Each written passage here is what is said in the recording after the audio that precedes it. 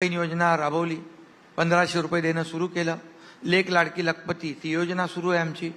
आज या बाबतीमध्ये मुख्यमंत्र्यांनी स्वतः सांगितलं की, आणि अजितदादांनी पण काल सांगितलं की जे आम्ही बोललोय ते आमची आर्थिक परिस्थिती जशी जशी मजबूत होईल तसं आम्ही करणार. 2100 रुपये आम्ही बोललोय ते करणार, तुम्हाला सांगतो. आणि आज राज्यामध्ये 10 लाख कोटीचे प्रकल्प सुरू आहेत.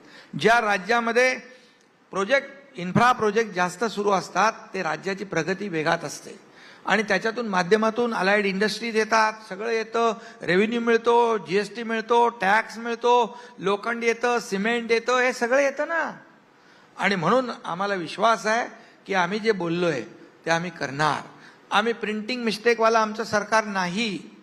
नाही तर तेलंगणामध्ये, कर्नाटकमध्ये बघा योजना बंद पाडल्या. तुमच्या योजना बंद पाडल्या, खूप योजना तुमच्या बंद केल्या. काल तुम्हाला अजितदादाचं भाषण ऐकलं असणार आपण, त्याच्यामध्ये बघा कुठली योजना बंद पाडली आहे.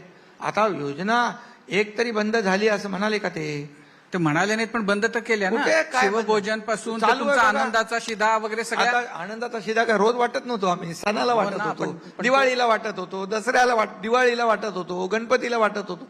आता तुम्हाला सांगतो शिवभोजन आता बघा चालू आहे की नाही.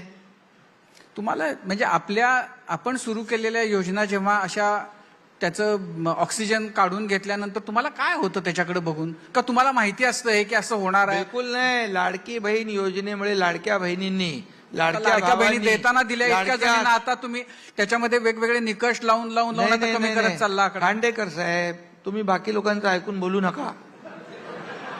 तुम्हाला मी सांगतो, ज्या पात्र लाडक्या बहिणी आहेत एकही बहीण वंचित राहणार नाही. आता जिकडे 4 व्हीलर गाडी आहे, इन्कम टॅक्स भरतायत,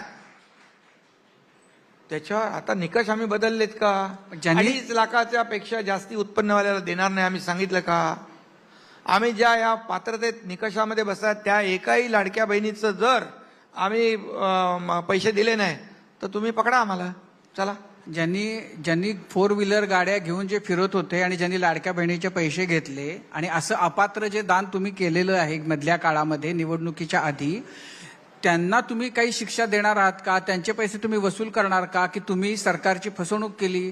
कुणाची? सरकारची. असे ज्यांनी ज्या अपात्र होत्या त्यावेळेला तर सगळ्यांना सरसकट ज्यांनी मागितलं त्यांना दिलं. नाही. आता बघा, जे आम्ही दिलेलं आहे आम्ही, आता इथून पुढे जे निकषात बसतील त्यांनाच देणार.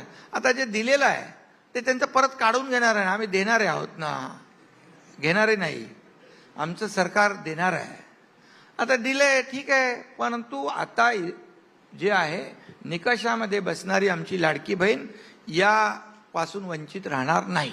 म्हणजे तुम्ही सुरू केलेल्या सगळ्या योजना सुरू राहतील बिलकुल तुम्हाला शब्द मिळालेला आहे. शब्द कशाला? मी काय त्याच्या सरकारमध्येच आहे ना, शब्द काय द्यायचं? म्हणजे की ज्यांनी की असं की अर्थमंत्री, मुख्यमंत्री. नाही, तसं नाही. आमच्या टीम आहे हो. काय तर असं तुम्हाला वाटत असेल, ते विरोधक त्याच्यामध्ये रोज काय बातम्या फिरतात, आता तुम्ही तिकडे चालवता.